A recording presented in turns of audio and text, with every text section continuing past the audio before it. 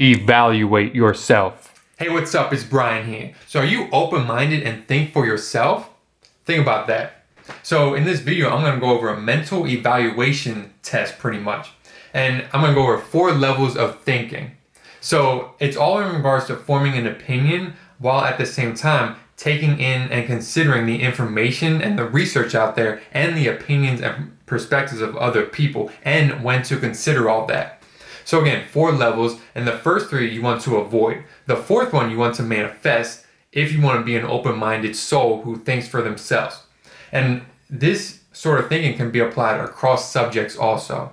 So again, if you take something from this video, please comment down below, like, subscribe, that's always appreciated. So the first level, as you can see, is when you simply reflect and form an opinion. So this is not ideal because you're not taking into consideration any of the perspectives out there from other people or the information or the facts of the situation perhaps. So a lot of overconfident people think like this, and you don't want to be like that because then you're not growing. You're not even willing to inform yourself of the information out there because you just think you're right pretty much. And this is pretty much the hallmark of being closed-minded, so you want to avoid that. And the opposite of level 1 is level 2, which as you can see, that's pretty much taking the information and opinions and perspectives of other people and the information out there, but you don't even reflect on your own to develop your own stance from there. So this is pretty much like a person who's open-minded, but they don't think for themselves. But they're open-minded in an extremely superficial way, so not truly open-minded. They're open-minded in the fact that anything that they hear, it just sticks to their brain. They let everything in and whatever sticks, sticks. They have no baseline to judge anything because they didn't even reflect beforehand. You know, the outside information, that becomes their opinion when it's not really theirs. It's what they just take on because they hear it. So you don't want to be like that. So one step up from here is the 3rd level, which as you can see, that's when you take in information and perspectives initially and then reflect and form your own opinion from there. So this is closer to the ideal way to think, but it's still not there. Because again, you're not reflecting before taking in all of that information. So you only reflect after, and it's based off the information and the perspectives of other people. That's the foundation, right? So of course, for subjects that you have 0 knowledge of, this is an okay way to think. So if you're like trying to develop an opinion about spaceships or something like that, you know, you may not be able to reflect beforehand because you have literally no knowledge. So I'm not talking about something like that. But I think for 90% plus of subjects out there, whether it's a social issue or politics related or religion or sports or any issue or opinion you can possibly think of, I think it's important to reflect beforehand. Because if you don't and you just stay at level 3, then a lot of times you let the news kind of dictate your opinion from there.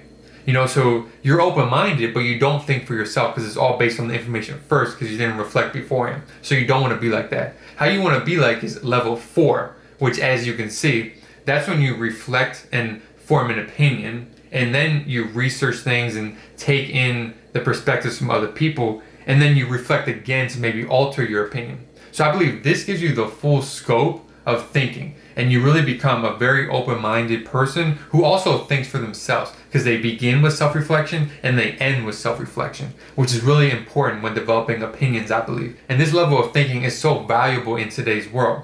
You know, and some people may push back on this and they might not see the value of that first step of reflecting beforehand. They might just think reflecting at the end is the most important. And though, look, it might be the most important at the end, but the beginning is still necessary because we live in a world where the media is not 100% truthful.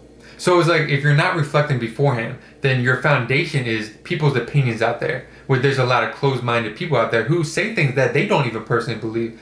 You know, so like in an ideal world where all the information out there from social media, from the internet, from even people's mouths is the truth, then maybe the first part, self-reflection, won't be as important. But when you have a lot of distorted information out there and people saying things that they don't even believe or they don't know why they believe, then you really got to reflect first and then take in all the information, the perspectives out there to then use that to then alter your opinion and grow. So just to go into the practical application of this sort of thinking, I'm going to mention an example. So with parenting, when my partner Miriam and I knew that we were going to have a child, for me, the first thing I did was self-reflect on how can I be the best parent I can possibly be. I wrote down so many notes on different subjects and different character traits that I wanted to instill in Ace, which actually partly turned into the Raising an Ace series. And then from there, after the reflection, then I researched different things with parenting and all the information out there. And then from there, I maybe alter my perspective on certain things and then develop my new opinion. So that's how I use that sort of thinking with that. And I use that with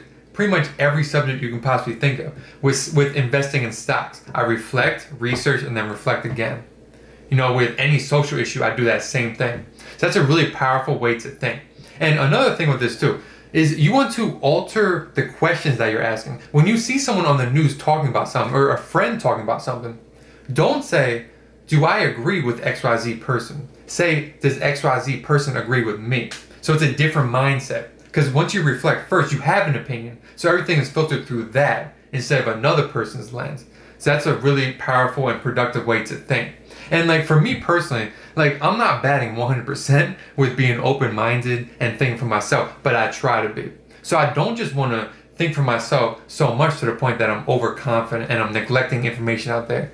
And I don't want to be so open-minded that I'm just taking whatever information and perspectives that I hear out there, but I'm not taking in my own perspective to think for myself. So in my own life, I try to find that balance and I try to stick to level 4 thinking as much as I possibly can. And I hope this video inspires you to maximize your open-mindedness and ability to think for yourself and to utilize this level 4 thinking as well. Commit to be open-minded and think for yourself no matter what. Subscribe if you vibe.